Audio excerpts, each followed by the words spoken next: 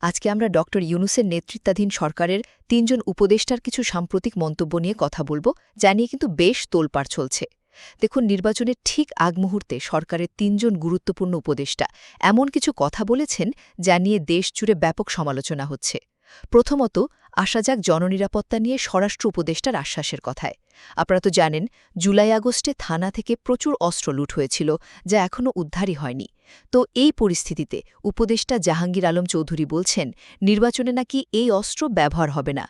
এখন প্রশ্ন হচ্ছে, যে অস্ত্র উদ্ধারই হল না, সেটা ব্যবহার হবে না, এই গ্যারান্টি তিনি কিসের ভিত্তিতে দিচ্ছেন?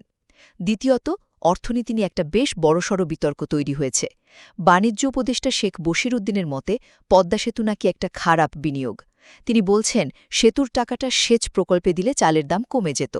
কিন্তু ভাবুন তো, একটা সেতুর সুবিধা কি শুধু লাভ ক্ষতির হিসেবে মাপা যায়? সেতুটা যে লক্ষ লক্ষ মানুষের জীবন সহজ করে দিয়েছে, সেটার কি কোনো মূল্য নেই?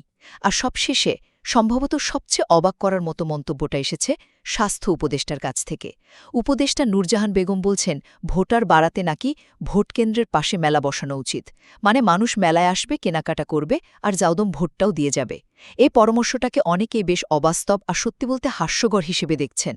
সব মিলিয়ে এই মন্তব্যগুলো কিন্তু সরকারের উপদেষ্টারা বাস্তবতা থেকে কতটা দূরে, সেই প্রশ্নটাকেই বড় করে তুলেছে।